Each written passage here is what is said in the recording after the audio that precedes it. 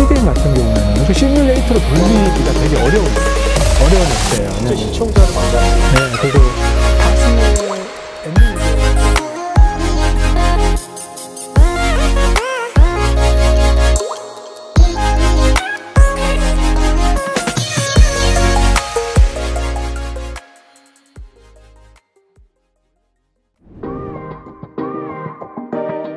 네이버 비즈니스 플랫폼 하면 이제 모르시는 분들이 많을 거예요. MVP라고 하니까. 네이버 라인의 국내 해외 글로벌 인프라를 운영 관리하고 그에 관련된 플랫폼을 개발하는 쪽 업무를 하는 회사라고 보시면 될 것 같고. 팀장님 거기서 어떤 역할을 하고 계십니까? 저는 이제 거기에서 CDN 컨텐츠 딜리버리에 대한 부분, 그러니까 CDN 플랫폼이라는 조직을 맡고 있는데요.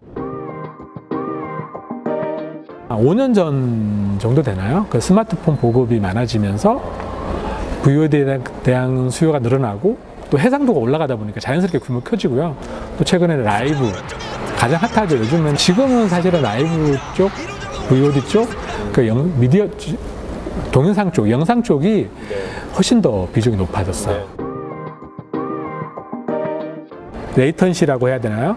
레이턴시를 줄이려는 노력들 글로벌하게 다 하고 있거든요. 그 라이브 화질도 계속, 화질은 수요는 계속 높아가니까 화면이 커지잖아요. 그렇죠. 맞춰서 이미지도 마찬가지인 것 같아요.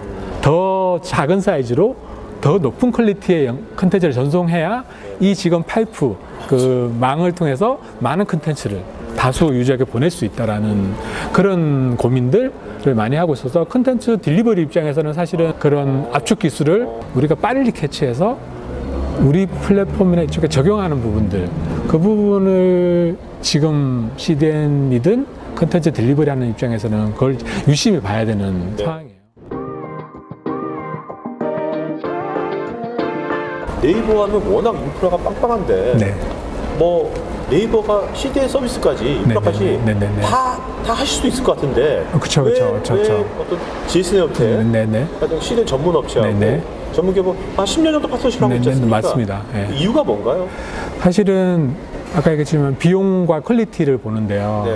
어차피 CDN이라는 게 되게 쉽게 보면 회선 준비되고 서버 있고 전송하면 되는 거 아니야 라고 생각하시는데 사실 그게 굉장히 많은 노하우가 필요하거든요. 운영 경험. 이게 만약에 고객을 많이 접해보지 않으면 예외 처리할 부분이 되게 많아요. 그렇죠. 왜냐하면 고객 사이드에서 변수가 되게 많을 거니까. 그래서 그런 면에서 보면 사실은 경험을 무시 못 하거든요. 그래서 지금 해선 사업자들도 CDN을 뛰어들었지만 그들이 실패하는 이유는 경험이 부족해서 일 거거든요. 우리가 하는 게 더 나을 거냐 아니면 같이 하는 게 나을 거냐를 봤을 때 우리가 일부 하는 게 있지만 용도에 따라서 우리가 직접 챙기는 것도 있지만 기본적인 건 더 훨씬 더 적은 비용으로 할 수 있는 좋은 퀄리티의 서비스를 받을 수 있다면 받는 것도 뭐 나쁘지 않거든요. MVP는 핵심에만 집중하고. 네네, 맞습니다. 말씀 들어보니까 어떻게 보면 그런 CDN의 메이지드 서비스지 않습니까? 단순하게 인프라만 보시면 메인 서비스에서 핵심은 그 CDN 그 회사의 핵심 인력일 것 같은데요? 인력이 되게 중요할 것 같아요. 인력이 중요하고요.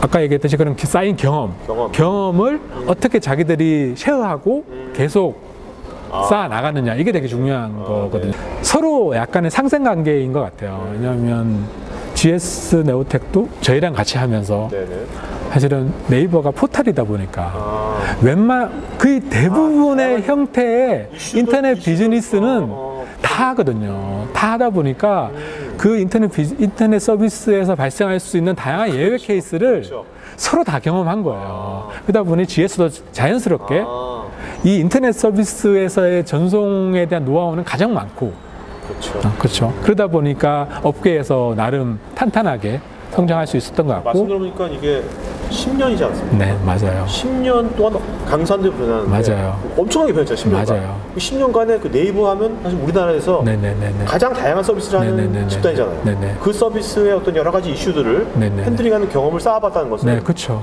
오히려 GS 네오텍이 오히려 네이버한테 엄청 감사해야 될 일이니까. 뭐 그렇게 볼 수도 있어요. 왜냐하면 대부분의 업체들이 와서 딱 얘기하는 거 보면 그냥 CDN 소개를 해요. 당신들이 가지고 있는 솔루션의 아키텍처가 어떻게 돌아가는지, 데이터 플로우가 어떻게 되는지, 처리할 수 있는 리퀘스트 어디까지 해보셨는지 이런 얘기를 하면 대부분 약간 좀 당황하더라고요. 그러면 이제 이 사람들도 그냥 겉핥기식으로 밖에 모르는구나. 근데 그럴 수밖에 없는 게 사실 CDN이란 건 하나의 컨텐츠를 다수가 받으면 한 명한테 주면 그 사람이 봤으면 두 번째 액세스하는 사람은 이 컨텐츠를 줘야 되는 거죠. 다시 원래 오리진 컨텐츠를 갖다 주는 게 아니고 캐싱을 해서 주는 형태가 돼야 되니까요. 보통 시뮬레이션을 하면 다 오리진에서 가져가거나 캐싱된 걸 가져가거나 그러니까 테스트가 안 되는 거예요. 그러니까 정확한 테스트를 할 수 없어요. 또 환경이 다 그러니까 실제 환경을 어느 정도 한 절반 정도라도 구현할 수 있으면 되는데 현실적으로 그런 환경을 구현해서 테스트를 못하니까 써봐야 되는 거거든요. 말로만 들어서는 좋은지 안 좋은지를 판단을 하기가 되게 어려워요. 섣불리 그런 서비스를 함부로 뭐 좀 해봤다고 하는 업체도 이렇게 넣기가 어렵더라고요. 그래서 요청자의 요청을 다양한 형태로 제공하는 경험 가진 업체가 많지는 않아요. 5세대 오면 훨씬 더 많은 컴퓨팅 파워가 돼 있는 자원도 필요하고 거기에 네트워크에 맞게 또 그런 컨텐츠를 전송하려면 지금 기술 가지고는 부족할 수 있거든요. 더 압축 기술, 더 새로운 기술들도 받아들여야 되고 그래서 시장에서 글로벌의 표준화에 대한 동향도 계속 저희 주시하고 있는 거고요.